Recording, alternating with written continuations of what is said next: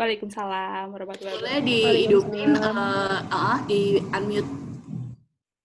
Ya, boleh disuarakan terlebih dahulu. Kita perkenalan diri. Nama saya Tria Okta Putri Tubonoku. Kebetulan hari ini saya akan membawakan materi tentang, bukan materi ya, lebih kepada kita sharing-sharing aja. Karena kan dalam hal ini memang bukan berarti saya lebih pintar daripada teman-teman yang di sini, ataupun saya lebih sangat paham atau expert dalam bidang saham dari teman-teman yang di sini, tidak. Tapi kita di sini belajar sama-sama, pun saya juga masih belajar, saya juga masih kedepannya akan banyak bertemu dengan orang-orang yang mungkin lebih mampu, lebih bisa di bidang ini. Cuman untuk hari ini, izinkan saya untuk sharing kepada teman-teman semua, supaya nanti kita bisa sama-sama belajar bersama di sini, oke? Oke, semangat.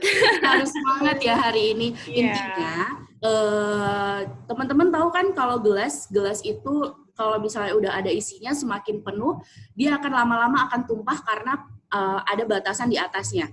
Tapi di sini kita coba untuk memperbesar gelas kita supaya ketika diisi apapun, dalam artian diisi ilmu, terus diisi pengetahuan, diisi hal-hal yang positif, itu akan membesar dan memang saat diisi itu akan terus tidak keluar-keluar gitu airnya, seperti itu. Jadi di sini sekali lagi saya tekenin, kita sama-sama belajar, terus juga kita sama-sama sharing. Kalau ada nanti pertanyaan ataupun memang teman-teman ada yang lebih mengetahui tentang 1 poin ataupun 2 poin yang saya sharingkan, itu boleh dibantu untuk kita sama-sama bisa bersama-sama untuk menggali dari sisi-sisi yang teman-teman tahu gitu. Oke, berarti di sini saya langsung mulai aja. Ini materinya saya share screen dari saya atau dari Mbak Kela? Mbak Kay. Oke, everything you want. Kamu pilih yang mana? Oke. Oke, boleh dari Mbak Kay aja. Boleh. Oke. Thank you. Ya, sama-sama. Dengan senang hati. Wah, ini PPT-nya apik banget ya. Oke. Udah kelihatan belum? Belum ya? Oh, belum. Udah? Udah. Oke. Lo kok ini toh? Iya, oke. Oke. Sudah, monggo. Oke. Sebelumnya dari 13 partisipan di sini, ada yang sudah pernah tahu belum tentang saham?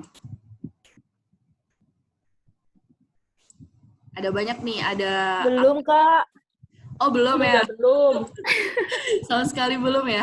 Oke, berarti kita hari ini benar-benar dari judulnya aja udah tahu nih. Yuk belajar saham untuk pemula. Benar-benar nol. Kalau orang Jawa bilang nol putul gitu ya. Belajar saham dari benar-benar nol gitu. Jadi hari ini kita belajar saham untuk khusus yang memang baru mengenal, bahkan belum tahu tentang saham itu apa. Oke, saya lanjutin di sini. Ini skip aja ya, males ngelihatnya. Kenapa? Muka aku terus loh dari tadi loh, Mbak Kela. Oh, apa di kali ini aku akan membawakan oke. Next aja nih. Jadi next ya. Next, ini sesuai judulnya. Nah, ini. Apa itu investasi? Apa itu saham, dan bagaimana kita cara memulai untuk berinvestasi ataupun bertrading saham. Ini akan poin yang benar-benar kita akan jelaskan dari awal. Selanjutnya, nah, ketika kita memulai suatu bidang, kita harus tahu grand design dari suatu bidang itu apa. Jadi, saham itu adalah suatu produk dari investasi. Nah, di sini kita akan memulai semua definisi itu dari investasi terlebih dahulu ya, teman-teman. Jadi, investasi itu, kalau pengertian secara harfiah di sini, itu kegiatan membeli produk keuangan dengan harapan nilai jual yang lebih tinggi dan bagi hasilnya itu di masa yang akan datang juga lebih tinggi. Jadi kita misalnya investasi rumah misalnya. Kita beli rumah di Jakarta, itu rata-rata rumah sekitar 300 sampai 500 juta, nggak gede dan nggak kecil. Itu kita beli, kita berharap untuk kedepannya itu akan naik begitu. Jadi kurang lebih seperti itu. Terus sebenarnya apa sih yang didapat ketika kita memulai investasi? Yang pertama udah jelas memiliki ataupun punya aset atau harta di masa yang akan datang. Terus juga bisa mempertahankan kekayaan dan nilai uang yang nantinya itu tergerus sama inflasi. Oke, di next. Nah, kalau berbicara tentang inflasi, konsep inflasi itu mudahnya seperti ini, teman-teman. Oke, di next. Konsep inflasi itu dulu Indomie, ayo siapa yang lagi pengen, ini enak banget nih, sambil Zoom makan Indomie. Enak banget, tadi malam aku makan Indomie. Enak banget pokoknya. Terus, nah dulu di tahun 97 Indomie itu baru harganya persatuan itu Rp250. Kalau sekarang di tahun 2020 kira-kira ya 23 tahun something ya. Ya 23 tahun benar, 23 tahun. Sekarang itu konsep membeli satu Indomie itu harganya udah 2.500. Nah, yang ini yang dinamakan ilustrasi untuk inflasi. Jadi, ketika kita membeli rumah, harga rumah yang kita beli sekarang 10 tahun kemudian itu bisa jadi harga rumahnya berkali-kali lipat. Nah, itu untuk menjaga untuk nilai inflasinya akan tetap sesuai dengan tahun yang kedepannya, begitu. Boleh di next. Nah, harganya kira-kira naiknya 900% ya tadi, teman-teman. Nah, terus kenapa sih kita itu harus berinvestasi? Kenapa? Yang pertama, udah jelas yang tadi, terhindar dari inflasi. Karena asetnya akan ada terus-menerus dan memang kecuali sudah dijual. Ataupun kecuali memang mengalami kerusakan, ataupun kecuali juga misalnya amit-amit diambil orang, atau kejadian-kejadian kriminal yang lainnya. Terus juga mencapai tujuan keuangan dari teman-teman. Otomatis semua perencanaan yang baik akan menjadi nanti tujuannya itu pasti tujuan keuangan, dari segi perencanaan keuangan itu bertambah baik. Yang jelas mendapat tambahan untuk income, juga nanti alhamdulillah misalnya ke depannya udah investasi banyak banget, misalnya dari satu sisi investasi itu nanti akan mendapatkan yang namanya financial freedom. Amin. Semoga orang-orang yang ada di dalam partisipasi orang-orang yang ada di dalam Zoom kali ini terus bersemangat untuk mencapai keuangan dari segi finansial itu supaya ke depannya akan bertambah baik, minimal bertambah baik, atau bahkan bisa mencapai financial freedom. Amin. Terus next. Nah, yang tadi saya bilang, produk-produk investasi itu kan banyak ya. Ada deposito, ada emas, ada reksadana, ada properti, ada obligasi atau surat utang. Nah, di sini kita fokusnya ke saham. Baru kita masuk nih ke produk-produk investasi yang akan kita pilih. Itu yaitu stok atau saham, khususnya di Indonesia, seperti itu. Next, oke, jelas itu saham yang kita pilih. Nah, apa itu saham? Apa itu saham? Kalau secara teks saham ini adalah bukti kepemilikan suatu perseroan atau perusahaan yang merupakan klaim atas penghasilan dan kekayaan perseroan tersebut. Boleh di next. Nah, kenapa saham? Saham dapat memberikan keuntungan yang lebih besar dibanding produk-produk investasi yang lainnya. Di next. Asal tahu caranya ya. Di next. Nah, ini. Kalau tadi itu kan secara teks kita mungkin masih gambling ya pengertiannya. Secara mudah, konsep dasar saham itu mudah sekali, teman-teman. Misal, kita di sini punya coffee shop. Coffee shop kita itu pengen modal grow ataupun modal nge-grow coffee shop yang memang modal ideal itu harusnya ada di 10 juta. Yang ini yang ada di tengah. Yang ada di tengah adanya 10 juta. Tapi seorang A, atau anggap aja ini Tria ya, anggap aja ini Tria, atau anggap aja ini Mbak Titin, anggap aja ini orang-orang yang ada di sini, seorang perempuan ini hanya mempunyai modal di 6 juta rupiah. Otomatis di sini kurang ya, untuk mengembangkan coffee shop yang harusnya ada 10 juta. Cuma jangan khawatir, Tria di sini nggak pernah khawatir karena akan ada orang-orang di sini, lebih dari 1 orang, yang akan memodali sebesar 4 juta rupiah untuk coffee shop ini. Otomatis 4 juta ini adalah 40% dari modal 10 juta yang Tria kembangkan untuk coffee shop-nya. Jadi orang-orang di sini entah 1 orang, entah 2 orang, 3 orang, sampai 10 orang, sampai ribuan orang yang nantinya mungkin memodali 4 juta rupiah di sini otomatis dinamakan dengan 40% kepemilikan saham dari coffee shop. 40% ini untuk berbagai orang, maksudnya jumlah orang ya di sini konteksnya. Nah, di situ itu adalah konsep dasarnya. Jadi teman-teman harus tahu konsep dasarnya itu adalah 1 orang yang punya saham, yang punya perusahaan, itu berharap dimodali oleh orang-orang yang berniat untuk membeli sahamnya, seperti itu. Oke, next. Nah, tapi ada prinsipnya loh teman-teman. Di sini jangan khawatir nih. Kenapa saya masukkan ini di sela-sela memang ketika kita berbicara saham sampai sebelum mendalam? Karena kita harus tahu prinsip yang ada di market saham dalam hukum syariah itu apa.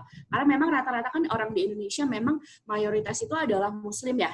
Jadi memang saya di sini membawakan prinsip-prinsip yang memang konteksnya itu adalah di ranah syariah. Jadi memang di ranah syariah itu teman-teman di sini harus tahu konteksnya, bahwa melalui fatwa MUI 80/DSN/MUI/3/2011 tentang penerapan prinsip syariah yang nantinya itu ada mekanisme perdagangan tentang efek.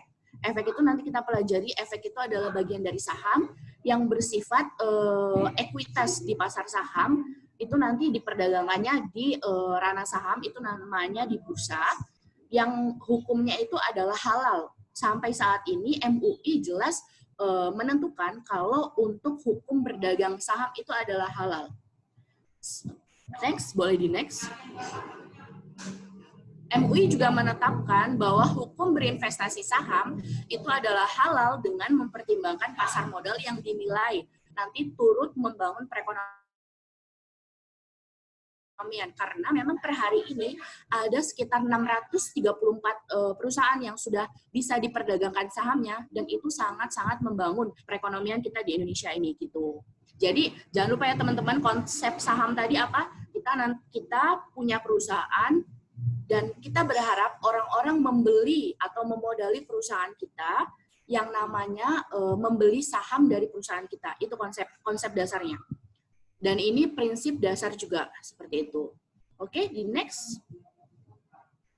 Nah, tadi kan udah tahu nih, prinsip dasar ya, prinsip dasar dari membeli saham, ataupun prinsip dasar dari fatwa MUI yang tadi sudah saya jelaskan, begitupun dengan prinsip dasar dari jual beli saham. Intinya memodali suatu perusahaan. Nah, untuk memodali suatu perusahaan itu kan minimal ada pembelian sahamnya ya. Yang tadi saya bilang, 4 juta itu boleh loh ribuan orang yang membeli, misalnya 4 juta memodali coffee shop, 4 juta itu dibagi oleh 10 orang. Otomatis which is 1 orangnya itu harus memodali coffee shop itu sebesar 400.000. Nah, di sini untuk minimal pembelian saham itu ada yang namanya satuan 1 lot. 1 lot itu at least adalah 100 lembar saham. Jadi, lot itu kan satuan perdagangan saham nih. Terus harga yang diperdagangkan untuk saham menggunakan lembar.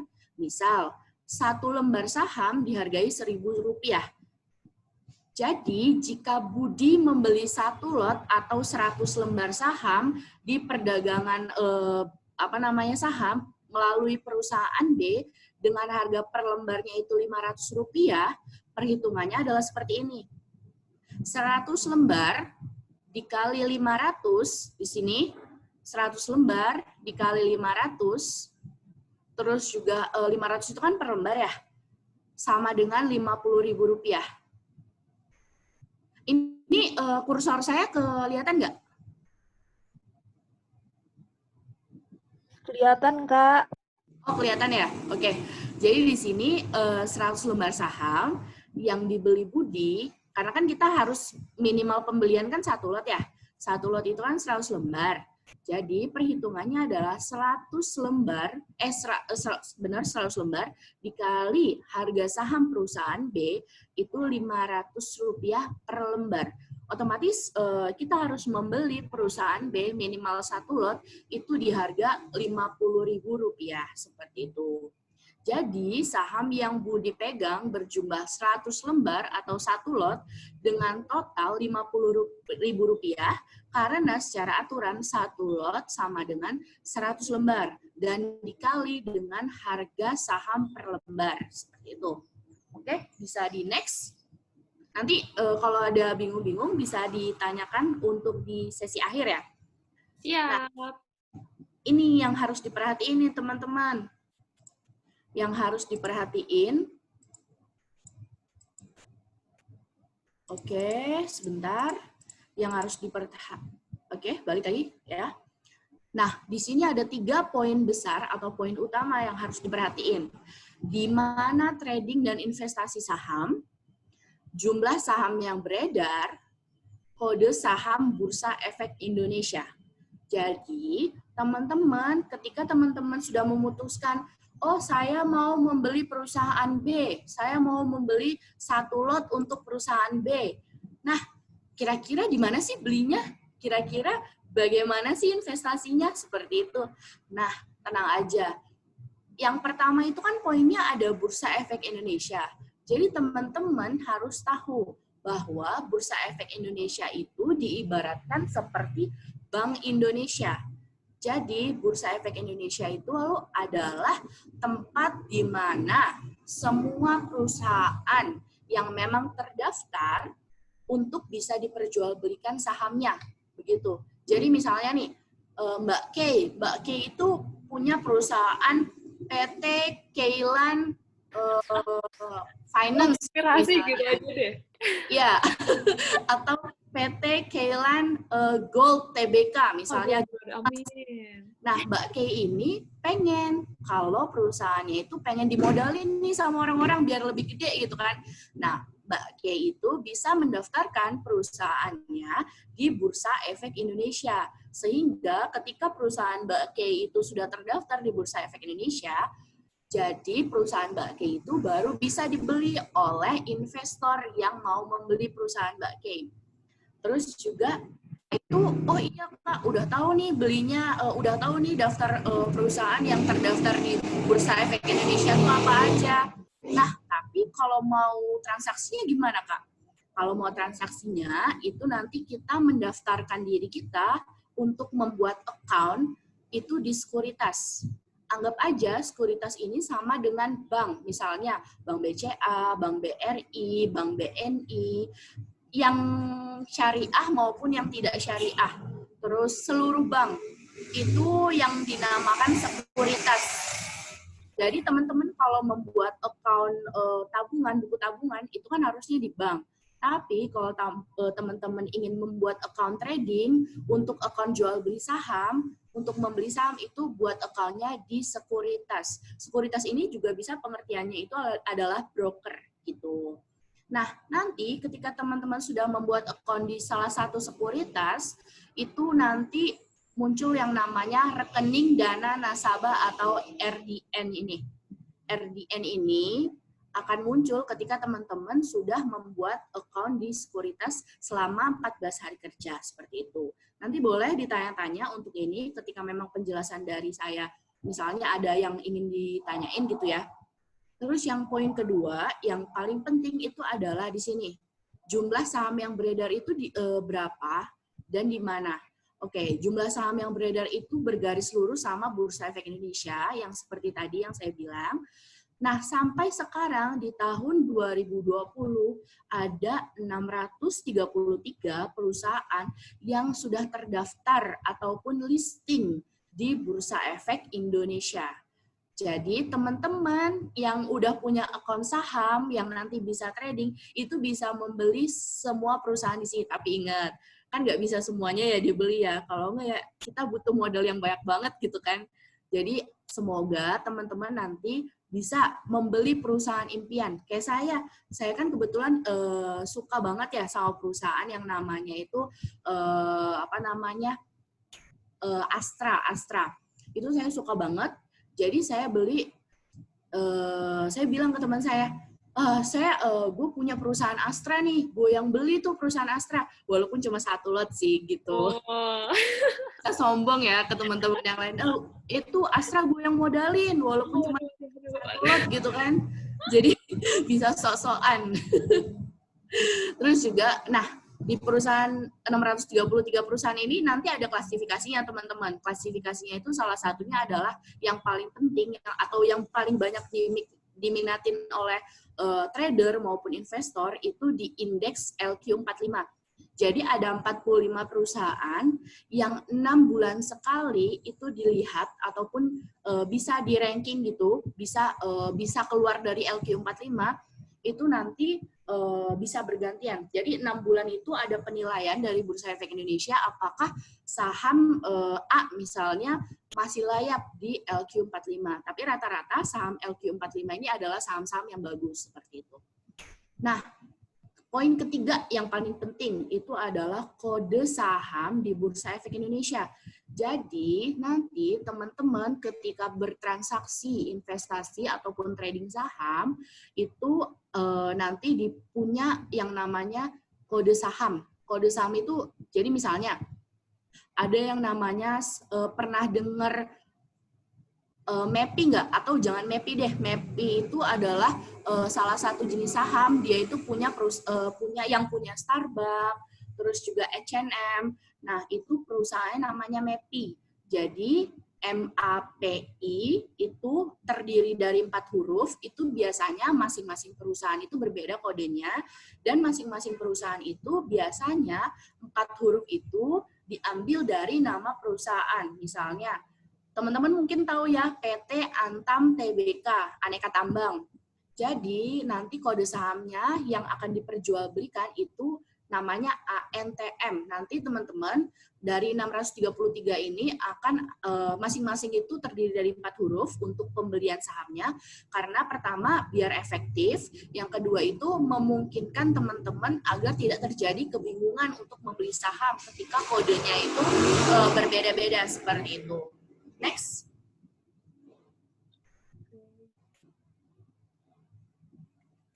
Oke. Nah, otomatis nih, ini yang paling saya suka nih. Jadi tentunya kita membeli saham itu kan pengennya untung ya, udah jelas ya. Ada juga sih memang nanti resikonya. Cuman untuk saat ini saya akan memberitahu bahwa keuntungan dari investasi dan juga trading saham ini ada 2 poin yang paling penting. Yang pertama itu mendapatkan dividen. Yang kedua itu mendapatkan capital gain. Boleh di next? Dividen itu apa sih? Itu gampangnya gini. Dividen itu ketika teman-teman membeli perusahaan, misalnya perusahaannya itu, keuntungan perusahaannya itu di dalam 1 tahun itu perusahaannya untung 1 miliar. Misalnya perusahaan A, untung 1 miliar. Dan seluruh pemegang saham berhak menerima dari keuntungan saham dari perusahaan A. Biasanya sih dividen itu dibagiin setahun sekali kepada seluruh pemegang saham yang punya perusahaan A misalnya, atau perusahaan B, atau perusahaan C, dan seterusnya. Jadi secara tekstual, dividen itu merupakan pembagian keuntungan yang diberikan perusahaan dan berasal dari keuntungan dari perusahaan tersebut. Yang tadi saya bilang, perusahaan A untuk 1 miliar, dan 1 miliar itu berhak dibagikan kepada seluruh pemegang saham dengan ada persentasenya nanti. Dan itu biasanya diberikan 1 tahun sekali. Nah, itu mah 1 tahun sekali ya. Nah, kalau ini yang kedua itu ada namanya capital gain. Jadi misalnya gini, kita beli saham A 27 September hari ini, harganya Rp5.000 per lembar. Saham A itu dijual tahu-tahu naik saham A di tanggal 27 Oktober, 1 bulan kemudian itu menjadi Rp6.000. Jadi selisih keuntungan yaitu Rp1.000 dari hasil jual di bulan Oktober nantinya itu adalah dinamakan capital gain atau selisih antara harga beli dan harga jual. Terus juga capital gain itu terbentuk karena adanya aktivitas perdagangan saham yang nanti teman-teman lakuin gitu. Oke, di next. Nah, ini juga penting nih. Jadi teman-teman ketika membeli saham ataupun teman-teman nanti mencari 633 perusahaan yang sudah listing di Bursa Efek Indonesia, itu ternyata ada klasifikasinya teman-teman. Klasifikasinya itu ada 9. 9 itu apa aja nih? Ada pertanian, ada pertambangan, ada industri dasar dan kimia. Kalau pertanian itu contohnya Astra Agro Lestari Tbk. Terus pertambangan itu ada PT Bukit Asam, terus aneka tambang, industri dasar dan bahan kimia. Mungkin teman-teman yang bidan di sini tahu tentang Kalbe Farma, Kimia Farma, itu juga diperdagangkan di Bursa Efek. Terus ada aneka industri seperti tadi yang saya sebutin MEPI, terus juga ada yang AALI tadi sudah saya sebutin itu di pertanian. Terus ada industri barang konsumsi, Indofood, terus juga ada Gudang Garam, ada Sampurna, dan ada banyak saham-saham yang lainnya nanti yang masuk, termasuk juga saham-saham syariah yang nanti akan terlisting dari 633 perusahaan tersebut, begitu.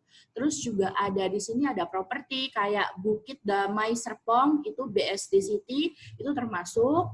Terus ada konstruksi bangunan itu Wijaya Karya yang banyak sekarang proyek-proyeknya dilakukan untuk pemerintah ya. Terus juga ada infrastruktur, utilitas dan transportasi itu ada United Tractor, mungkin teman-teman pernah tahu. Terus juga ada keuangan itu biasanya perbankan, ada kayak bank-bank, terus misalnya Bank Jabar, terus ada juga Bank BRI, Bank BCA, Bank BNI dan lain-lain. Terus juga ada perdagangan jasa, investasi, itu juga ada. Jadi ada 9 klasifikasi dari 633 saham yang sudah listing di Bursa Efek Indonesia per 2020 dan akan terus naik untuk tahun-tahun berikutnya. Karena memang semua perusahaan itu dengan ketentuan dari Bursa Efek bisa melantai di bursa. Bahasanya melantai di bursa atau diperdagangkan, seperti itu. Oke, boleh di next. Nah, ini yang menarik nih. Tadi kan kita udah belajar tentang saham syariah. Nah, saham syariah sendiri sebenarnya itu ada dasar hukum Islamnya. Dasar hukum Islamnya itu dalam saham yang tadi sudah kita sebutkan, itu diperbolehkan nih gimana nih diperbolehkannya atau syarat-syarat diperbolehkan untuk membeli saham untuk aturan syariah itu seperti apa. Itu ada 5 poin nanti teman-teman yang bakal dijelasin, 5 atau 6 poin. Gitu. Yang pertama itu saham yang teman-teman beli itu harus mempunyai underlying asset atau seperti ini, objek yang menjadi dasar transaksi penerbitan suku atau prinsip keuangan itu menghindari yang namanya transaksi money for money yang bersifat riba. Karena kan sekarang kan banyak juga ya di bank-bank yang memang tidak menetapkan prinsip-prinsip syariah yang memang ada beberapa bank yang memang sudah menerapkan prinsip-prinsip syariah dan itu kita nanti kategorikan untuk saham yang mempunyai underlying asset seperti itu. Terus di sini juga ada saham itu harus berbentuk barang. Jadi konsep syariah itu saham harus berbentuk barang. Saham juga penjelasannya seperti ini. Saham juga berbentuk barang dan tidak boleh atau tidak diperbolehkan untuk menjual saham dalam bentuk uang, seperti itu. Jadi sudah tahu poinnya, underlying asset dan juga saham itu harus berbentuk barang, seperti itu. Boleh di next? Jangan lupa ya, nanti kita diskusi ya di sini. Juga kan ada 5 poin ya. Yang itu adalah kaidah pada aset. Nah, aneka aset itu kan nanti ada yang diperjualbelikan nih. Terus aneka aset yang dalam jual beli saham itu dijalani harus lebih dominan dari aset barang dan bukan hanya uang. Jadi memang sekali lagi fokusnya adalah pada barang yang diperjualbelikan bukan uang, seperti itu. Terus ada emiten harus memenuhi kriteria. Emiten itu adalah perusahaan, emiten itu adalah istilah lain dari perusahaan yang listing di Bursa Efek. Nah, selain itu, emiten atau perusahaan publik yang listing di Bursa Efek Indonesia juga harus memenuhi beberapa macam kriteria jenis usaha yang berkaitan dengan akadnya. Jadi nanti akadnya bersifat apa yang sudah ada, yang sudah teman-teman ketahui, atau akadnya bersifat tabarus, seperti memang sekarang kan banyak keuangan-keuangan syariah yang bersifat tabarus seperti itu ya. Yang intinya itu nanti tidak boleh bertentangan dengan prinsip syariah seperti transaksi nisbah, terus juga hutang piutang, terus perusahaan kelembagaan yang memang keuangannya itu tidak jelas. Itu nanti kita harus cari tahu, karena pun nanti bakal ada pengelompokan untuk saham syariah tersendiri yang memang ketika teman-teman sudah membuat account, nanti ada sendiri pengelompokan saham-saham syariah dari Bursa Efek Indonesia, seperti itu. Terus aset barang, yang tadi sekali lagi ya, aset barang itu harus dominan. Nah, memang prinsip-prinsipnya itu sangat menentukan itu dari perjualan dari segi bentuk barang. Itu yang paling utama, teman-teman. Terus juga ini bisa dibaca, aset perusahaan terdiri dari bermacam-macam seperti jasa, barang, dan piutang. Maka komposisi, berbicara komposisi, itu batasan yang bukan barang itu tidak lebih memiliki lebih dari 51%, seperti itu. Boleh di next? Ingat ya, jangan lupa nanti kita habis ini diskusi, dan supaya nanti ke depannya kita juga masih bersemangat untuk bertransaksi saham, untuk berinvestasi saham, dan tidak memilih pilihan yang salah, seperti itu. Masih semangat ya teman-teman ya?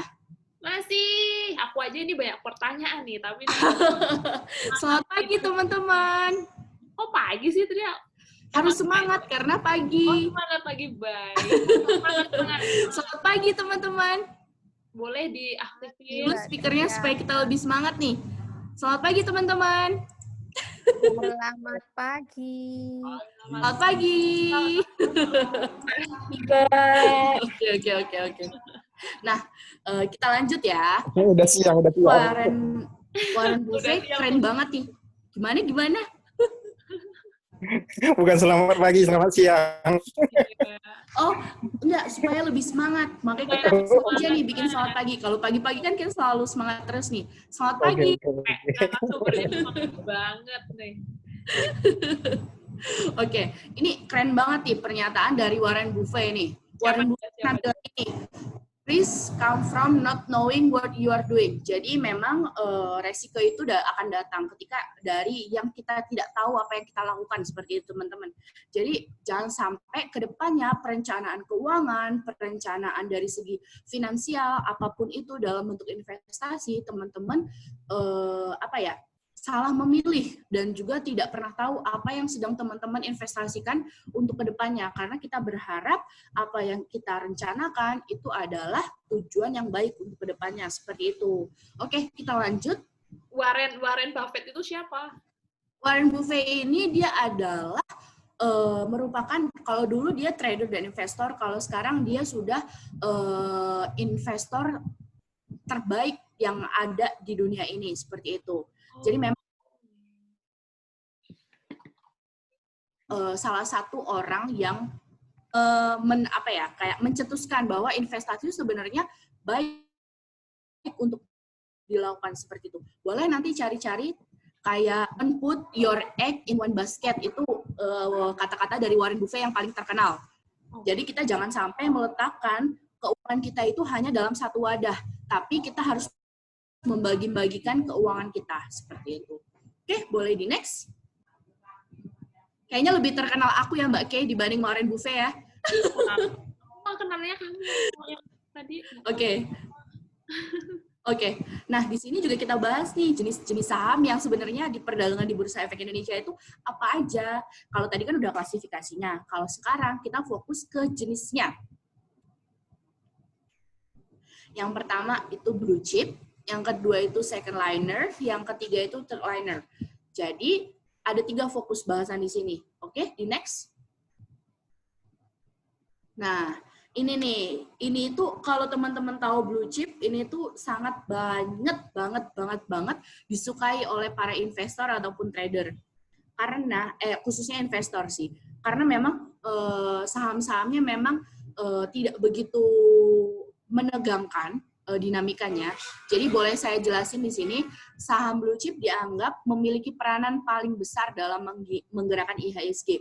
IHSG itu adalah indeks saham gabungan yang nanti akan ke depannya mungkin teman-teman bisa cari tahu. Jadi di dalam saham itu ada saham-saham yang digabungkan menjadi satu. Nanti ada LQ45 yang kayak tadi, terus di sini ada IHSG yang nanti berpengaruh dalam transaksi saham. Nah, kapitalisasi pasar dari blue chip, saham blue chip itu sendiri mencapai lebih dari 40 triliun rupiah. Jadi kapitalisasi pasar itu saham-saham yang diperdagangkan atau jumlah jumlah dari sisi keuangan mereka itu kurang lebih 40 triliun rupiah yang saat ini sedang berjalan seperti itu.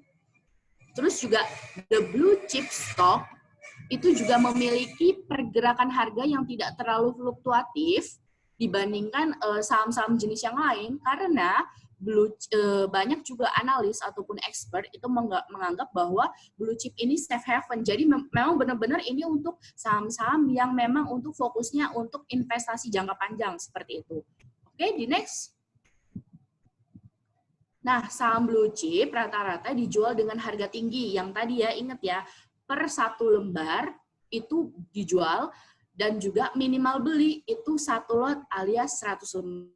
Tentunya saham-saham tersebut juga memberikan dividen, yang tadi dividen keuntungan dari perusahaan yang dibagikan 1 tahun sekali yang paling tinggi dibandingkan saham-saham jenis yang lain karena harganya juga relatif tinggi seperti itu.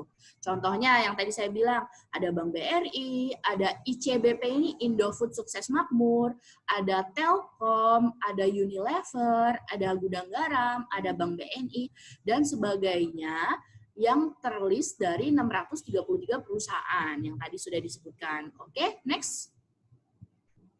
Second liner. Nah, second liner sendiri itu saham lapis 2. Kalau blue chip itu saham lapis 1, second liner itu saham lapis 2 yang kapitalisasi pasarnya tuh agak lebih rendah. Itu kisaran di 500 miliar sampai 10 triliun. Nah, harganya itu cenderung sih fluktuatif, tapi ya kalau saham ini tetaplah dibilang liquid ya, teman-teman ya. Liquid itu banyak dicari orang juga dan mudah tidak benar-benar tidak merugikan untuk di koleksi atau diinvestasikan ataupun saya kok jadi blank ya. Oh, maksudnya diinvestasikan, dikoleksi seperti itu ataupun dibeli oleh teman-teman. Nah, sementara fundamental itu adalah informasi dasar dari perusahaan bisa dikatakan cukup baik ya teman-teman ya. Jadi memang masih relatif baik untuk dikoleksi sama teman-teman. Walaupun masih dalam tahap berkembang karena memang perusahaannya itu tadi kapitalisasi pasarnya itu segini ya teman-teman ya. Oke, di next. Nah, saham second liner merupakan pilihan tepat bagi yang menyukai resiko, tapi resikonya kembali lagi tidak terlalu tinggi. Nah, didasarkan pada pergerakan yang fluktuatif namun tetap liquid. Tadi BSDE ini Bukit Serpong Damai, BSD City. Mungkin teman-teman yang tinggal di daerah Jakarta ataupun Jawa Barat mungkin banyak mendengar tentang BSD City. Terus ini ada Pakuwon Jati, ini ada Java, ada Elsip, ada Aisa, ini 3 pilar sejahtera. Ini ada PT Properti, ini properti ya teman-teman. Oke, di next. Intinya teman-teman jangan salah pilih saham dan juga tetap kita harus target itu investasi yang memang untuk keuangan nanti dari segi finansial itu akan lebih baik seperti itu. Oke, terus third liner. Nah, third liner di sini itu disebut juga sebagai jump stock atau saham gorengan atau small cap stock atau IPO stock atau bisa disebut saham gorengan. Murah-murah nih, murah. Tapi ya jangan sampai ya teman-teman, kalau bisa ya kita belinya ya di second liner sama blue chip aja ya. Amin. Semoga nanti rezekinya juga bertambah. Amin. Nah, ini apa nih kira-kira IPO? IPO itu adalah initial public offering. Jadi, saham-saham yang baru terdaftar dan baru listing di Bursa Efek Indonesia itu dinamakan IPO, initial public offering. Terus saham-saham ini yang kategori ini nih teman-teman itu memiliki volatilitasnya itu cukup tinggi ya, fluktuatif gitu. Terus juga saham lapis 3 itu biasa inceran banyak. Ini banyak gambler gitu kalau untuk membelinya. Jadi kita itu lebih banyak gambling.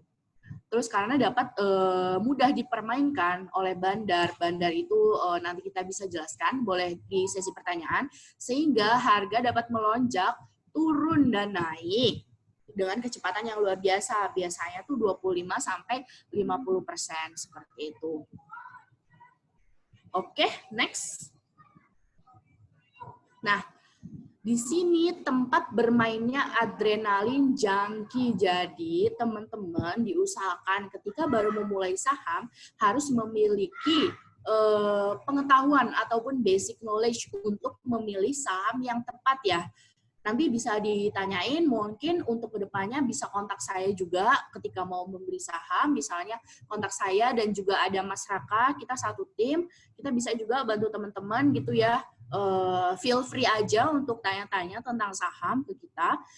Bisa nanti kontaknya juga di-share sama Mbak Kay, nanti kita juga bisa bantu teman-teman untuk memilih gitu. Untuk bisa memperoleh keuntungan dari trading saham ini, perlu memiliki analisa yang kuat. Jadi teman-teman sekali lagi, jangan pernah bermain dengan perencanaan yang sudah teman-teman matangkan untuk kedepannya ya dari segi finansial. Karena memang semua perencanaan yang baik itu nanti hasilnya juga akan baik seperti itu. Nah, ini contohnya nih, ada Real. Real ini saham properti ya, Real Estate Tbk, itu saham properti, ada SOTS, ada SWOT, ada INAF, SSTM, ada Bumi, itu yang tahu ya teman-teman ya, Lumpur Sidoarjo. Lumpur Sidoarjo itu perusahaan PT Bumi Resource Tbk. Itu harganya saat sekarang Bumi itu harganya itu cuma Rp50 per lembar. Jadi bayangkan teman-teman membeli satu lot itu cuma harganya Rp5.000. Rp5.000 ya kayak beli es tontong ya. Kayak beli es tontong gitu kan. Jadi memang kalau beli saham-saham yang di bawah Rp100 pun banyak teman-teman. Ada yang kemarin kayak kemarin juga kita punya klien sahamnya itu cuman Rp99 beli bisa. Jadi dia cuma bisa mengeluarkan di bawah 100.000 untuk membeli satu lot saham, bahkan dapat 10 lot. Jadi 100.000 pas seperti itu. Oke, di next.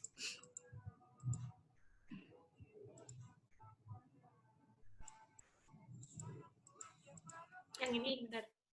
To obtain financial freedom, one must be either a business owner, an investor, or both, generating passive income particularly on monthly basis. Jadi teman-teman, kalau misalnya memang kita mau mencapai suatu financial freedom, kita ya mau nggak mau harus paling nggak menjadi business owner, atau kita investor, ataupun kita menjadi keduanya. Jadi bisa teman-teman untuk perencanaan ke depan itu harus lebih matang ya teman-teman dari segi finansial. Teman-teman mau jadi business owner silahkan, teman-teman mau jadi investor silahkan, atau teman-teman mau jadi keduanya silahkan. Yang jelas dimulai dimulai untuk bisnis investasi saham ini jangan sampai mengganggu cash flow teman-teman. Jadi kita biasa gunakanlah trading saham, gunakanlah uang investasi saham itu dari uang sampah. Uang sampah dalam artian uang yang ketika memang hilang karena karena di saham ini memiliki resiko, itu teman-teman tidak khawatir begitu banget gitu. Jadi teman-teman masih bisa menikmati indahnya dunia gitu ya kalau bisa. Jadi teman-teman nggak khawatir kalau misalnya saham teman-teman tiba-tiba turun karena memang teman-teman nggak mengganggu passive income teman-teman seperti itu gitu. Oke, di next. Jangan lupa ya, mau jadi financial freedom tadi business owner, investor, or both yang keduanya. Jadi teman-teman bisa memilih kedua itu atau pilih salah satu juga nggak apa-apa. Yang penting teman-teman feel free untuk segala hal untuk dari segi keuangan.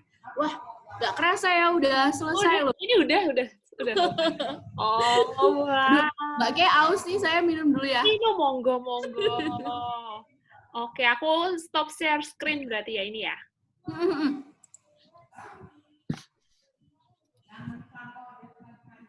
Mana nih? Oke. Halo, 25 partisipan. Iya, halo semuanya. Alhamdulillah ya. Terima kasih banyak loh, Tria.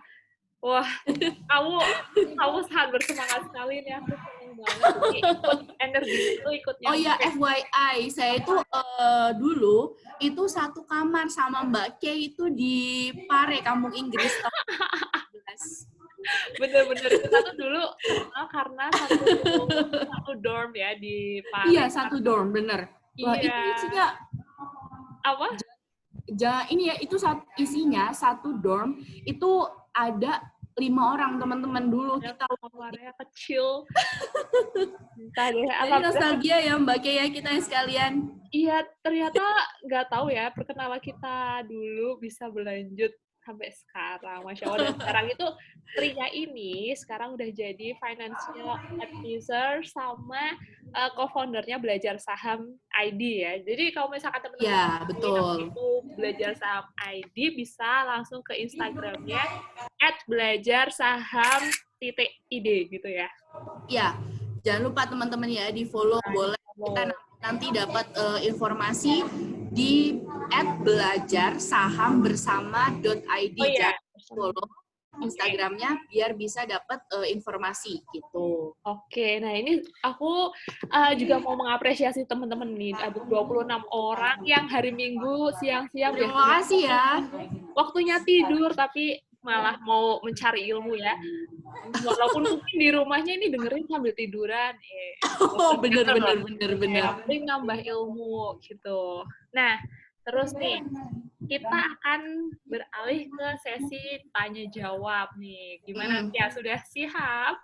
Sudah dong Mbak Kay. Boleh pertanyaannya mau berapa? 50 nggak apa-apa. Waduh, kita sampai jam berapa ya? Oke, aku tuh sebenarnya dari aku pribadi banyak banget yang pengen aku tanyain ya, karena aku sangat tertarik dengan apa yang udah disampaikan sama Tria. Tapi aku akan menunjukkan teman-teman dulu nih di sini nih, mumpung ada kan, bisa langsung siapa aja yang mau nanya bisa di chat di kolom komentar atau mengaktifkan mikrofonnya terus raise hand gitu, nanti aku persilahkan. Oke, kita mulai dari pertanyaan yang udah ada dulu ya. Kak tanya, masih belum paham dengan prinsip syariah yang tidak memperbolehkan penjualan selain barang. Tadi kan udah disebut ya, berarti perusahaan yang harus kita invest harus perusahaan yang jual barang gitu kah? Terus saham yang menjual uang itu seperti apa contohnya?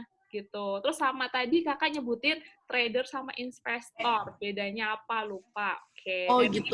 Oke. Ya kan, kalau misalkan ada prinsip-prinsip syariah untuk nanam saham, ada yang harus dalam bentuk barang, nggak boleh uang gitu. Nah itu contohnya apa kalau uang? Terus kalau misalkan barang juga contohnya. Oh gitu. Oke. Oke? Monggo. Ini berarti dari siapa dulu Mbak Kay yang saya jawab? Dari itu satu orang yang tadi yang nanya, emang borongan nih, nggak tahu sih. Iya. Maunya ini dari Mbak Titin dulu ya? Ya, oke. Oke, dari Mbak Titin dulu. Kak, tanya dong.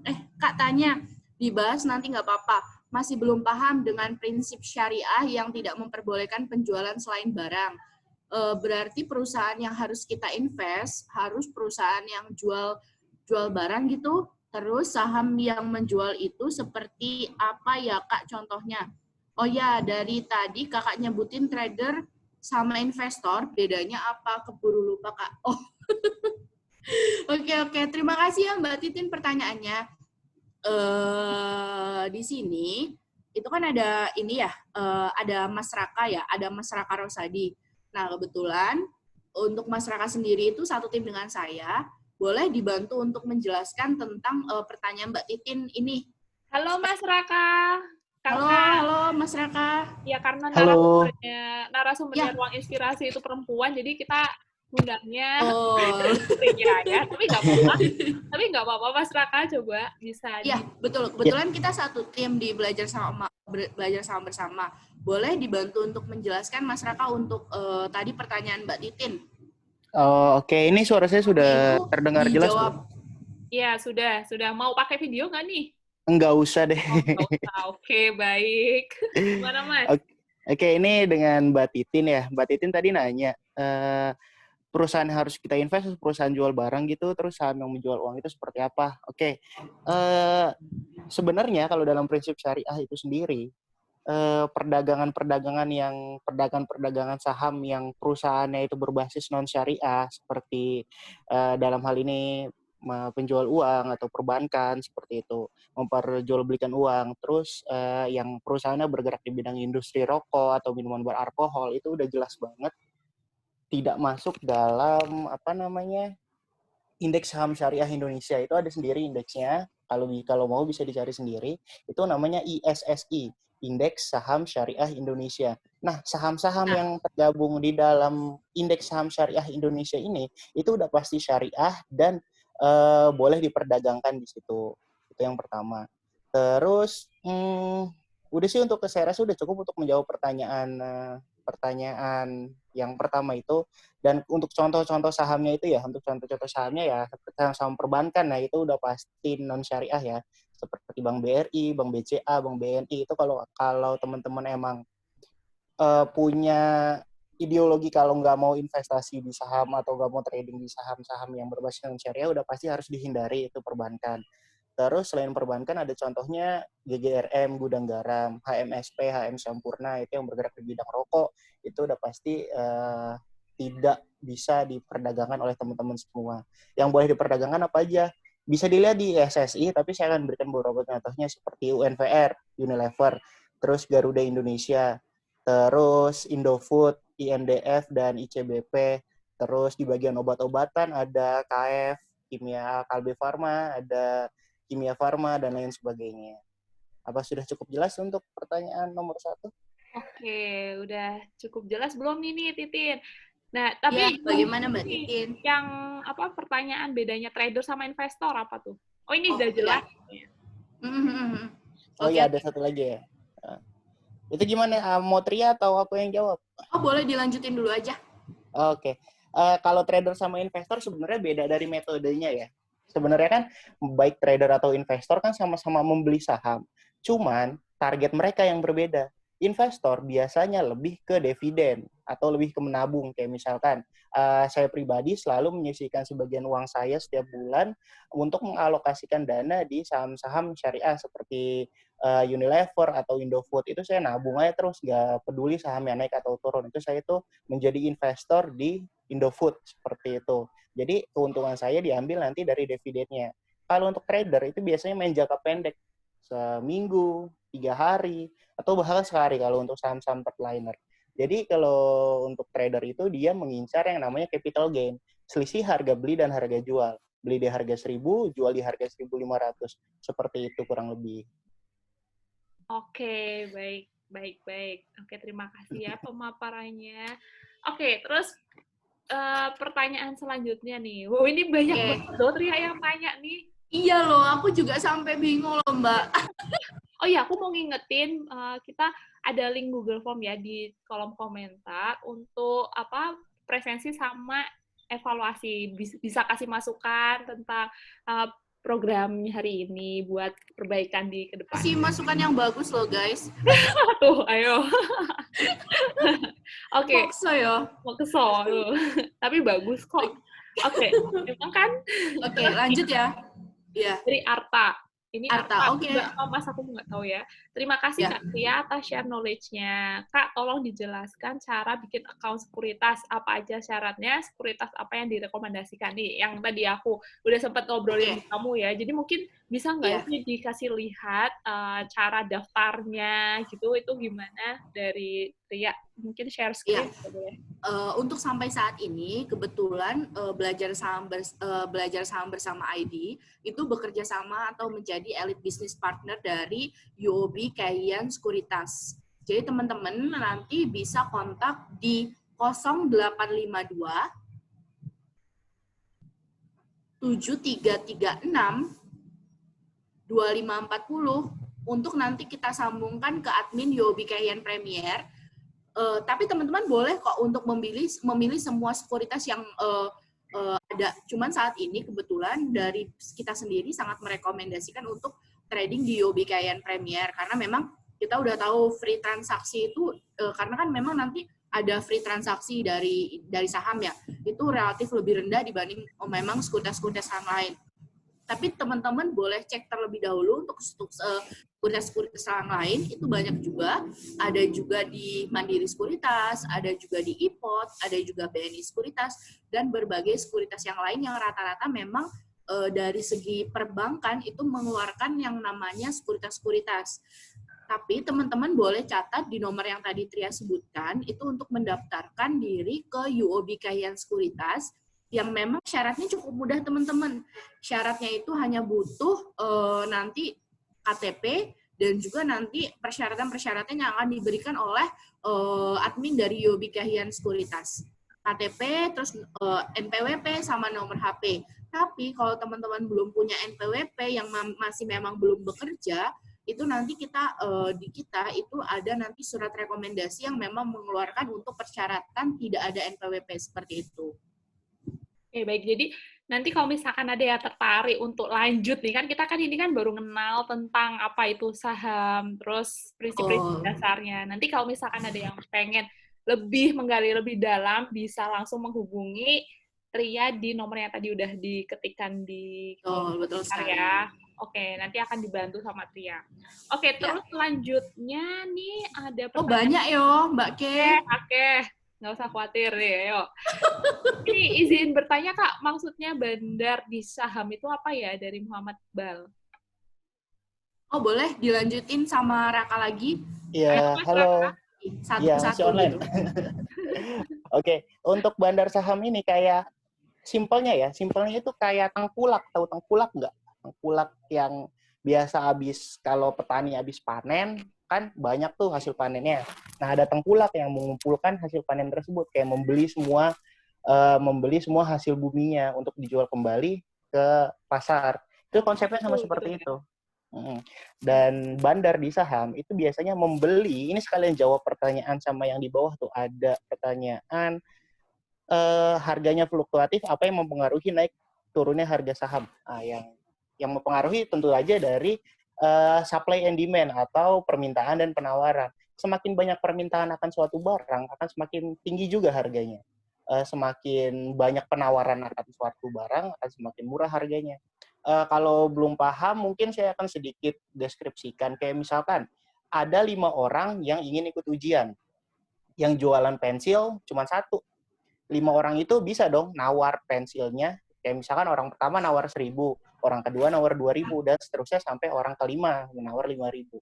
Si penjual pensil tentunya akan menjual ke yang harga paling tinggi dong, ke yang 5.000. Nah, kalau yang jual pensilnya ada 5, kalau dijual 5.000 kira-kira nggak akan laku kan?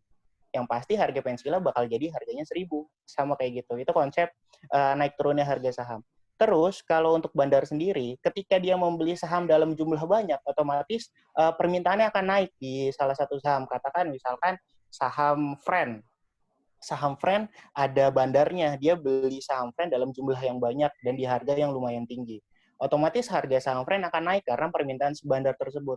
Nah, selanjutnya, dari mana sih bandar ngambil untung kalau dia membeli harga sahamnya tinggi gitu?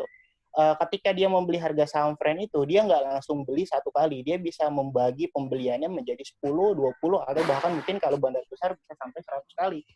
Ketika terjadi pergerakan yang tinggi di saham Friend, tentunya para investor yang lain, investor retail kayak kita nih misalkan yang cuma masuk dana 500.000 atau 1 juta atau 10 juta itu masih terhitung retail. Kita bakal ngeliat, saham Friend lagi naik nih, kayaknya bisa nih kita beli gitu kan. Dan bukan cuma 1-2 orang yang berpikir seperti itu, tapi ada 100 juta orang yang bermain, yang bisnis di saham yang akan berpikir seperti itu juga. Mereka akan menambah permintaan atas saham Friend. Ketika permintaannya semakin tinggi, harganya akan naik semakin tinggi dong. Dan bandar akan menjual harga saham Friend itu di harga yang lebih tinggi lagi. Begitulah konsep bandar di market saham. Sebenarnya untuk bandar ini ada ilmunya sendiri. Namanya bandarmologi. Bandarmologi ini nanti akan ada di materi tingkat advance kalau teman-teman ikuti terus BSBID seperti itu. Ya kurang lebih seperti itu bandar saham. Oke, terima kasih Mas Raka. Dan langsung pertanyaan berikutnya ya. Ini Oke. ada pertanyaan dari Gaid Ibnu. Harga saham BRI per lembar sekarang berapa ya? Tahu nggak? Oh, iya, harga saham BRI per lembar untuk sekarang itu per kemarin penutupan market itu dari Jumat itu harganya itu 3.160. Kalau saham BRI per lembar. Jadi teman-teman kalau minimal beli satu lot itu berarti 316.000 sekitar. Oke, aku mau nanya deh, kalau misalkan kita beli saham gitu, transaksinya melalui apa tuh? Maksudnya kita bayarnya ke perusahaannya tuh lewat transfer atau gimana? Oh iya, nanti kurang lebih teman-teman juga akan ketika teman-teman daftar nih ke sekuritas, teman-teman itu nanti akan diminta untuk buku tabungan teman-teman, entah dari bank apapun bisa. Jadi nanti teman-teman ketika daftar itu kan menstorkan uang untuk deposit, namanya deposit modal untuk membeli saham. Transfer dari rekening reguler dari misalnya bank BCA itu ditransferkan ke rekening dana nasabah, otomatis which is itu adalah akun saham teman-teman itu disetorkan di ada nanti website tertentu dari sekuritas masing-masing itu yang akan disediakan. Setelah itu dari teman-teman yang udah masuk uangnya deposit tadi ke RDN itu nanti baru bisa transaksi saham yang nanti di aplikasi masing-masing sekuritas. Kalau UOB Kay Hian itu menggunakan yang namanya U-Trade. Jadi di situ nanti baru bisa, misalnya teman-teman hari ini transfer ke rekening dana nasabah teman-teman itu 200.000. Nah, 200.000 itu ketika masuk itu akan bisa membeli saham seharga 200.000 maksimal untuk beberapa saham yang memang teman-teman udah pilih seperti itu. Oke, gitu ya. Bentar, ini aku ada tamu mau buka pintu. Kamu bisa jawab pertanyaan selanjutnya nggak? Oke, untuk pertanyaan selanjutnya itu, makasih Mbak Tria atas paparannya. Mau tanya capital gain itu kalau nggak salah terjadi atau terbentuk karena pasar sekunder. Pasar sekunder itu seperti apa? Gantian Raka lagi. Ya, saya izin jawab. Untuk Mas Age Vanovic, pasar sekunder itu adalah pasar tempat kita transaksi. Pasar sekunder itu yang terjadi juga seperti yang tadi saya jelaskan, perubahan permintaan dan penawaran yang ada di saham. Jadi capital gain itu kan hasil dari keuntungan yang disebabkan oleh pergerakan harga yang naik. Kalau turun namanya capital loss. Dan apa yang menyebabkan capital gain? Ya tadi supply dan demand. Pasar sekunder itu apa? Pasar sekunder itu adalah tempat kita berdagang saham. Kayak misalkan kita beli saham, mau beli nih langsung beli berapa lot gitu, misalkan saham apa, BRI atau saham Unilever. Nah, itu kita transaksinya itu di pasar sekunder. Seperti itu. Ya, cukup jelas ya teman-teman. Oke, sekarang lanjut ke pertanyaan selanjutnya. Itu tadi mau tanya nih, saham LQ45 ini kan harusnya liquid, tapi kenapa ada beberapa saham yang bisa dibilang bermasalah atau stagnan seperti Bumi, Friend, dan lain-lain. Ya, jadi teman-teman, untuk persyaratan menjadi saham LQ45 itu nanti ada ditentukan oleh Bursa Efek Indonesia. Dan kenapa saham Bumi dan Friend itu stagnan? Karena dalam 6 bulan sekali, dalam kurun waktu 6 bulan sekali, itu ada yang namanya pergantian atau terdegradasi gitu seperti itu teman-teman. Jadi dalam 6 bulan belum tentu, misalnya anggaplah kita ambil contoh saham Indofood INDF. Indofood itu belum tentu selama 6 bulan berikutnya itu masuk ke dalam LQ45. Jadi saham Bumi, saham Friend itu masih masih stagnan sampai sekarang dan belum masuk LQ45 karena belum memenuhi persyaratan kembali dari LQ45. Tapi saham Bumi dan saham Friend ini pernah masuk ke saham jenis LQ45 dalam kurun waktu tertentu yang di masa yang lalu seperti itu. Oke, aku kembali lagi Tria. Sorry ya, Ya. tadi ada tamu. Oh iya, nggak apa-apa Mbak Kay. Oke, nah ini pertanyaan selanjutnya nih, sekuritas yang terpercaya saat ini itu apa ya, Ayu Tria? Oh, namanya Ayu Tria, kamu dinamain Ayu Tria? Oke. Nah, sekuritas terpercaya untuk saat ini, semua sekuritas pasti banyak kelebihan dan juga kekurangannya. Untuk sampai saat ini, silakan teman-teman cari daftar sekuritas yang ada di Indonesia itu banyak sekali.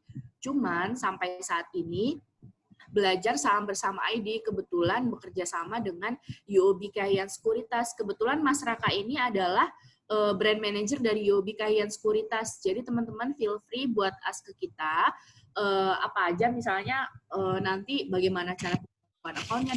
Tapi teman-teman sangat tidak dipaksakan untuk membuka akun di UOB Kahiyang Sekuritas karena memang teman-teman berhak untuk menentukan sekuritas teman-teman. Yang nantinya teman-teman boleh cari di Google itu jenis macam-macam sekuritas yang ada di Indonesia, kelebihan dan kekurangannya seperti itu. Oke, gitu ya teman-teman. Kemudian nih pertanyaan selanjutnya dari MA. Oke, yo Mbak Kay. Iya, kata kamu yang banyak juga nggak apa-apa, yo tadi. Oh gitu, oke. Enggak, kaget aja, maksudnya excited gitu loh. Excited dong, karena ini mungkin ilmu baru ya buat aku pribadi. Betul. Oh iya Kak, kebanyakan orang takut main saham karena harganya fluktuatif. Apa yang mempengaruhi naik? Oh itu tadi udah dijawab ya, supply and demand. Iya, betul. Aku mau nanya lagi nih, kalau misalkan konsepnya kan kalau dapat untung dibagi kan sama para penanam saham, pemegang saham. Nah, kalau misalkan perusahaannya itu bangkrut, itu apakah efeknya itu akan kena juga ke para pemegang saham atau gimana? Oke, boleh gantian lagi, Raka? Oke, saya izin jawab lagi. Perusahaan yang ada di Bursa Efek Indonesia itu tentunya kan bisa listing atau bisa diperdagangkan di Bursa Efek Indonesia, tentunya nggak mudah ya. Akan ada serangkaian tes, bisa kita bilang tes untuk dan syarat-syarat administratif yang harus disiapkan kepada underwriter. Dalam hal ini sekuritas UOB juga bisa menjadi underwriter untuk dia bisa menjadi perusahaan yang diperdagangkan di Bursa Efek. Kalau perusahaannya bangkrut, dampak kepada investor itu apa sebenarnya? Yang pertama pasti harga sahamnya akan turun. Harga sahamnya akan turun secara drastis. Kayak misalkan kemarin saham ABBA itu kan punya Pak Erick Thohir. Pak Erick Thohir selama ini menjadi manajer yang memegang manajemen langsung saham ABBA tersebut. Tapi ketika Pak Erick Thohir itu diangkat menjadi menteri, otomatis dia harus melepaskan manajemennya di perusahaan ABBA. Ketika itu tentunya bakal ada dampak buruk terhadap perusahaan dan ketidakpercayaan para investor terhadap perusahaan tersebut. Lah, ini Pak Erick Thohirnya cabut nih, ya berarti saya harus sahamnya perusahaannya akan menjadi semakin down gitu kan. Dan akhirnya benar aja banyak penjualan yang terjadi di saham ABBA, jadi harganya akan turun. Terus kalau perusahaannya bangkrut gimana? Kalau perusahaannya bangkrut, ini saya sih belum pernah nemu case-nya ya selama saya di UOB Kahiyang ya. Tapi udah ada pakemnya sendiri ketika perusahaan itu bangkrut, dan perusahaan itu tentunya semua asetnya harus dilikuidasi atau dijual gitu kan. Yang paling pertama adalah dia harus dari aset-aset hasil jual aset tersebut, yang paling pertama dia harus melunaskan utangnya. Terus yang kedua, dia harus membayar pajak terhadap negara, dan yang ketiga, dia harus dari sisa likuidasi asetnya, dia harus membagikan kepada para pemegang saham. Biasanya dihargai Rp1 per lembar saham. Jadi misalnya kita beli sahamnya harganya 1.000, ya kita dihargai cuma Rp1 gitu. Tapi emang ada sih beberapa perusahaan-perusahaan yang hampir bangkrut. Biasanya perusahaan-perusahaan ini akan diakuisisi oleh perusahaan lain. Kayak misalkan perusahaannya udah mau bangkrut nih, udah bentar lagi mau mengajukan ke pengadilan kalau dia bangkrut gitu kan. Dan perusahaan sejenis biasanya akan mengakuisisinya, kayak misalkan perusahaan Sony dan perusahaan Ericsson di luar negeri. Waktu itu Ericsson sudah hampir bangkrut. Dulu kan ada tuh handphone Ericsson kan. Akhirnya Sony Sony memerger dengan Ericsson. Jadi namanya sekarang ada Sony Ericsson. Tapi kayaknya sekarang udah nggak ada lagi sih, udah jadi Sony. Seperti itu biasanya diakuisisi atau di-merger atau digabungkan dari dua perusahaan itu. Kayak gitu, Mbak. Baik, terima kasih. Oke, jelas ya penjelasannya ya. Kita beralih ke pertanyaan selanjutnya. Dari A099 M. Sukman, B. PKP. Oke, banyak sekali. Wah, Setelah transaksi jual saham, berapa lama ya waktu diterima di rekening tabungan? Maksudnya kalau misalkan nanti pembagian dividen itu loh, itu mungkin kayak gitu kali ya. Berapa lama sih nanti kita akan dapat uangnya? oh gitu. Oke. Ini sebelumnya saya terima kasih banget ya. Makasih ilmunya Kak Tria dan Kak Raka. Topiknya keren, Oh iya, menarik. Terima kasih Mbak Titin. Bidan muda ya, terima kasih banyak. Terus saya lanjutin ke setelah transaksi jual saham, berapa lama ya waktu yang diterima di rekening tabungan. Jadi gini konsepnya teman-teman. Teman-teman harus tahu market saham itu hari Senin, dimulai dari hari Senin sampai hari Jumat. Nah, kalau untuk lagi masa sekarang, lagi masa pandemi, ini ada kebijakan untuk jam market bukanya itu berubah. Dari hari Senin sampai hari Kamis, itu sekitar jam 9 pagi sampai jam 3 sore, sampai jam 11.30, itu sesi 1. Sesi 2 itu sekitar jam siang sampai jam setengah 4 sore. Itu kira-kira kalau lagi pandemi gini ada kebijakan baru yang memang berubah seperti itu.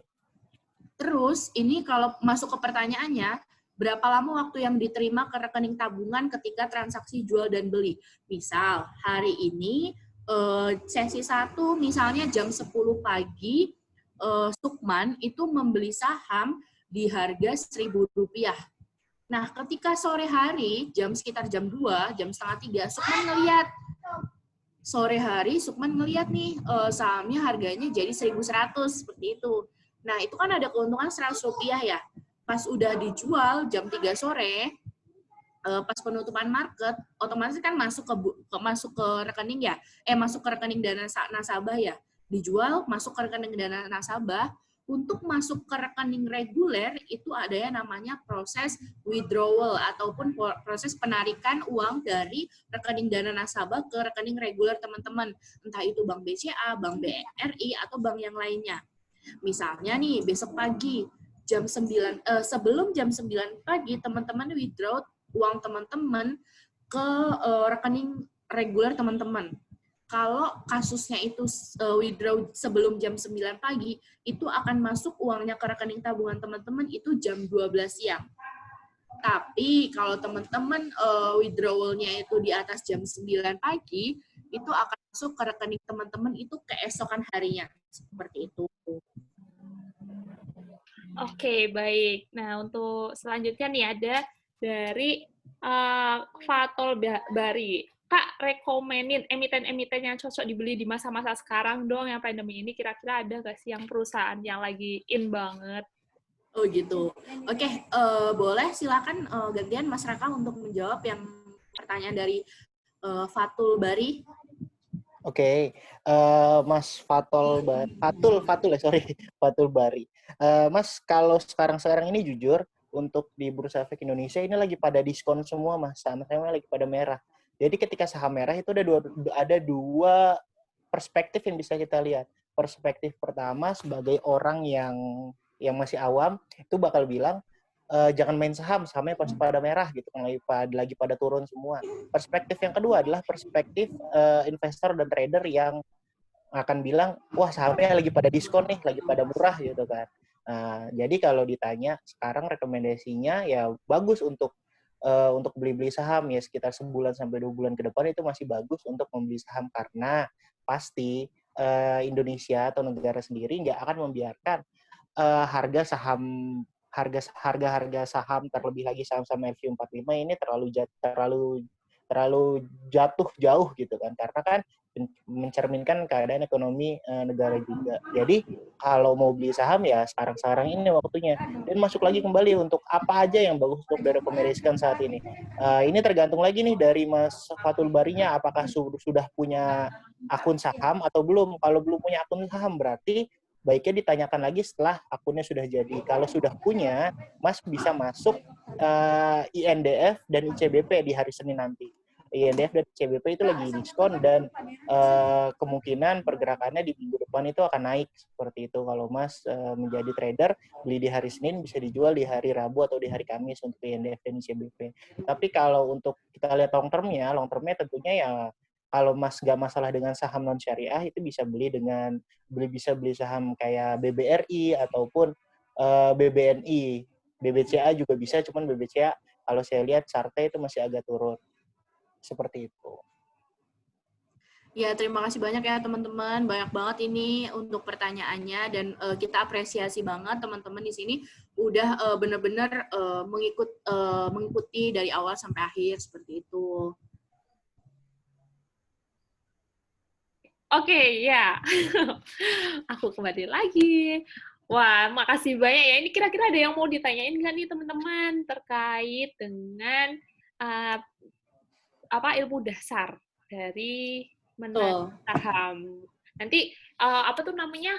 Nggak usah buru-buru. Jadi teman-teman bisa pelajari lagi lebih banyak soal saham sebelum memutuskan untuk beli ya. Nah, untuk informasi yang lebih apa tuh namanya, komprehensif gitu kali ya bahasanya. Itu nanti jangan lupa hubungin nomornya Tria yang tadi udah ada di kolom komentar. Ini kalau misalkan mau tanya-tanya boleh. Boleh. Free ya. Iya aja. Oke, wow tuh baik banget kan. Nah, oke, biasanya tuh aku pengen membiasakan, nggak biasanya deh, salah. Aku pengen membiasakan kalau misalkan habis selesai program edukasi ini, aku minta doanya buat narasumber karena sudah berbagi ilmu gitu. Terima kasih. Semoga Tria tolong diaminin ya teman-teman karena dia sudah bersedekah ilmu. Nah, kita bagi yang mudah menerima ilmu, kita bayar nggak bayar, jadi kita bayarnya pakai doa aja gitu. Oke, semoga Tria bisa selalu sukses, lancar urusannya, terus lancar urusannya, terus mau doain apa lagi? Mas Raka juga, makasih banyak udah bantuin jawab. Oke, ada yang mau ditanyain lagi nggak nih? Kita masih punya waktu sih, 9 menit gitu. Itu ada lagi tuh, cara mengetahui harga saham. Oh iya, ada lagi nih. Cara mengetahui harga saham. Iya. Ada rumus simpelnya nggak? Rumus simpelnya. Oke. Coba saya bantu ya, rumus simpelnya ya. Sebenarnya ada dua metode dalam menganalisa. Ini maksudnya kan udah analisis ya. Ada dua metode, yaitu technical analisa dan fundamental analisa. Technical analisa itu bukan biasanya sih, emang technical analisa itu bisa dilihat dari chartnya, dari pergerakan harga, grafiknya. Terus kalau fundamental analisa kita lihat dari berita, dari laporan keuangan saham-sahamnya, dan lain sebagainya. Kalau untuk rumus simpelnya sendiri itu ada namanya support and resistance. Sebenarnya agak sulit juga sih kalau saya jelasin tanpa chartnya langsung. Kebetulan saya juga lagi ada di luar. Jadi untuk simpelnya kalau Mas Fatul ini punya akun di Yobi atau di Utrade, nanti akan ada namanya chart Genie, salah satu fitur charting dari Yobi Keihian. Di chart Genie itu nanti akan ketahuan tuh harga support dan harga resistannya di level berapa. Kalau mau lihat harga yang murah bisa dilihat dari harga kalau dia udah nyentuh titik support atau sudah mau menyentuh titik support itu bisa langsung ditentukan harganya di situ. Dan ada lagi satu fundamental simpelnya. Kalau lagi hari bursa, hari transaksi gitu kan, lagi transaksi bursa dari pagi sampai siang sampai sore jam 3.15 itu nanti akan ada average harga pergerakan saham tersebut di hari tersebut. Nah, kalau mau beli saham murah, biasanya beli di harga di bawah harga average-nya. Harga average-nya berbeda-beda. Kayak misalkan sahamnya diperdagangkan di harga 1.000 sampai harga 2.000 di hari tersebut. Paling rendah di harga 1.000, paling tinggi di harga 2.000. Berarti langsung aja ditambahin tuh 1.000 tambah 2.000 dibagi 2, 1.500 kan. Berarti kalau mau beli saham murah, mau beli saham tersebut di harga rendah atau di harga murah, belinya di bawah harga 1.500, itu di bawah harga rata-rata pergerakan hariannya. Seperti itu. Lanjut lagi nih, Tanggung, satu lagi. Iya. Bandarmologi maksudnya apa ya? Bandarmologi itu tadi ilmu yang mempelajari tentang kebiasaan bandar, kapan dia belinya, kapan dia jualnya. Nggak sesimpel tengkulak yang tentunya dia akan membeli ketika musim panen. kalau bandar di saham atau tengkulak di saham ini kan nggak nentu juga dia mau belinya kapan dan mau jualnya kapan. Makanya ada ilmu sendiri dan itu udah termasuk ilmu advance di analisa saham fundamental, namanya bandarmologi, dan itu rumit banget sih sebenarnya. Itu. Oke, ada lagi ini Mas Raka mau sekalian nggak? Boleh. Muhammad Iqbal. Maksud dari hak kepemilikan itu apakah kita bisa mengelola perusahaan tersebut atau tidak? Tidak bisa. Kita tidak bisa mengelola perusahaan tersebut kalau kita kepemilikan sahamnya di bawah 50%. Atau bukan sebagai pemegang saham dominan dari perusahaan tersebut, seperti itu. Tapi kita bisa ikut rapatnya. Kalau misalkan Mas Iqbal beli saham UNVR bahwa meskipun cuma 1 lot, ketika UNVR akan membagi-bagikan dividen, biasanya seminggu sebelumnya akan diadakan rapat, yaitu rapat umum pemegang saham. Mas Iqbal boleh datang tuh ke situ tuh, tapi kalau cuma 1 lot ya paling cuma menghadiri sahamnya doang, menghadiri rapatnya doang. Dan biasanya kalau kita hadir di RUPS itu kita dapat kayak kenang-kenangan dari perusahaannya kayak gitu. Tapi untuk mengelolanya sendiri itu tidak bisa sih. Sama kayak kalau Mas Iqbal punya bisnis mie ayam, ketika Mas Iqbal menjual saham kepada teman Mas Iqbal, misalkan jual 20% atau 30% seperti itu. Secara teori, teman Mas Iqbal itu nggak bisa mempengaruhi apapun yang menjadi keputusan bisnis dari mie ayamnya Mas Iqbal itu sendiri, kayak gitu. Oke, wow. Keren ya kalau misalkan dinamain pemegang saham tuh kayak kalau misalkan yang di sinetron-sinetron itu rapat pemegang saham gitu. Kayak orang-orang yang necis gitu ya. Ikut rapat pemegang saham gitu loh, walaupun ya 1 lot. Saya tuh sering pakai ikut memegang saham, tapi pulang-pulang dikasih souvenir gitu-gitu. Oh iya? Oh. Tapi jadi, aduh, pemegang saham gila-gila gitu ya. Oke, next. Terus, oh ya, ada pertanyaan lagi nih. Oh, makasih penjelasannya. Masih ya? Ada satu lagi. Ini mungkin pertanyaan terakhir ya. Jawab terakhir aja, Kak. Ya, ini udah terakhir. Tips and trick bersaham dengan minim resiko. Yang jelas, teman-teman tahu analisa fundamental dan juga analisa teknikalnya. Analisa fundamental itu apa aja? Analisa fundamental itu seperti teman-teman tahu tentang isu-isu terkini dari perusahaan yang teman-teman beli, terus juga laporan keuangan, terus juga keuntungan laba dan rugi dari perusahaan teman-teman. Kalau untuk analisa teknikal itu nanti berkaitan dengan chart dan juga berkaitan dengan melihat diagram-diagram yang nanti ada di dalam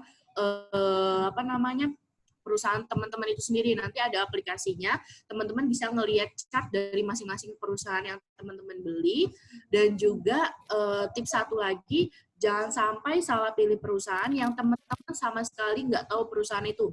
Ya minimal well known lah di ranah publik gitu ya. Misalnya saham-saham yang teman-teman punya ada kaitan gitu. Misalnya teman-teman kalau nabung di bank apa ya? Kayak gitu yang teman-teman percaya. Atau misalnya teman-teman belanja, misalnya teman-teman tahu produknya misalnya kayak H&M, terus juga ada Starbucks, itu beli saham apa ya yang ada di perusahaan itu, nama perusahaannya apa ya.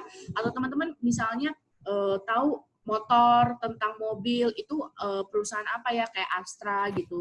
Terus teman-teman beli produk makanan, Indomie, terus juga produk-produk lainnya dari Indofoods, teman-teman bisa membeli saham Indofoods seperti itu. Dan jadi jangan sampai teman-teman salah pilih saham, terus juga teman-teman jangan membeli saham yang terlalu banyak, too much gitu.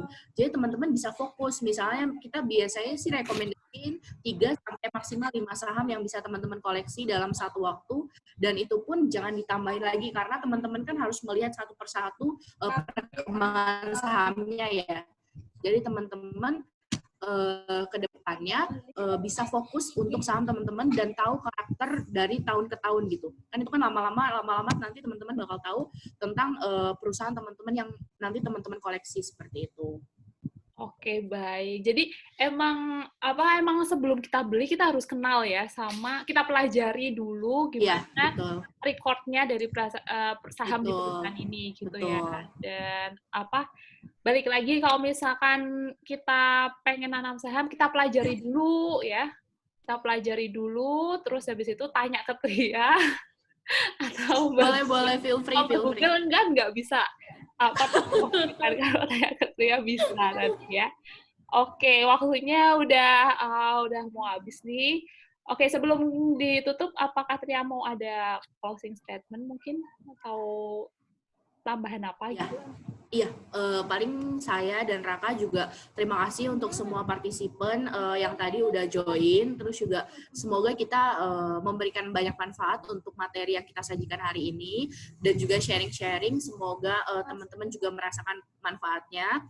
Terus jangan sampai ke depannya teman-teman itu dibutakan dengan banyak jenis investasi yang teman-teman bahkan tidak tahu. Jadi ketika teman-teman mau memulai tentang perencanaan keuangan dari teman-teman sendiri, teman-teman yang pertama harus tahu apa yang mau teman-teman lakukan, investasi apa yang mau teman-teman pilih, dan juga ke depannya apakah teman-teman mau menjalani investasi itu sepenuh hati seperti itu. Karena memang investasi juga ada cocok ketidakcocokan dari masing-masing orang gitu. Jadi teman-teman jangan sampai tidak mempelajari suatu produk investasi dan teman-teman tiba-tiba udah investasi di ranah yang teman-teman sama sekali tidak tahu. Jadi pertama itu basic knowledge itu yang paling penting teman-teman. Jadi teman-teman tetap semangat, ingat segala sesuatu yang baik itu adalah untuk tujuan yang baik. Jadi kedepannya teman-teman diharapkan setelah kelas ini teman-teman lebih terbuka seperti itu. Oke ya, kalau dari Mas Raka ada tambahan Mas Raka? Ya kurang lebih udah. Kurang lebih udah. Ya sih. Ya, intinya kalau mau investasi pelajari dulu. Mau bisnis apapun harus dipelajari dulu. Jangan sampai kita kayak beli kucing dalam karung gitu. Maunya profit tapi yang ada malah buntung gitu kan. Betul.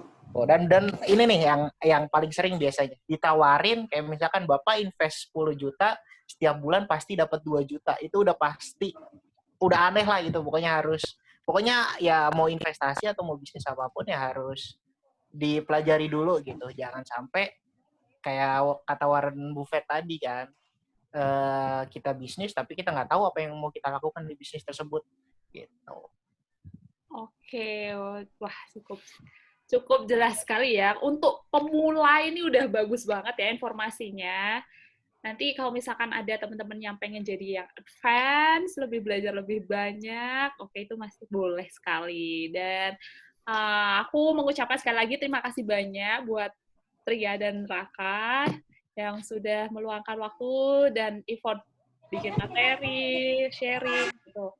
Udah pokoknya nanti semoga Allah balas lebih ya untuk pahalanya. Sama Mbak Kay dan teman-teman. Oke, Ruang Inspirasi. buat teman-teman jangan lupa follow Instagram Ruang Inspirasi dan belajar saham bersama _id gitu untuk melihat atau ikutin terus apa yang program-program apa yang nanti ke depannya gitu. Nah, ini teman-teman ada yang mau apa tuh namanya? Nggak usah foto lah ya. Nggak usah. Oke, Joyce, makasih banyak ya karena udah molor juga nih 2 menit. Aku mengucapkan terima kasih buat para peserta. Mohon maaf dari aku dan Ria kalau misalkan ada salah-salah. Dan sampai bertemu di program-program kita selanjutnya. Dadah. Dadah Sehat-sehat semuanya. ya. Terima kasih banyak. Amin. Bye-bye. Aku end ya.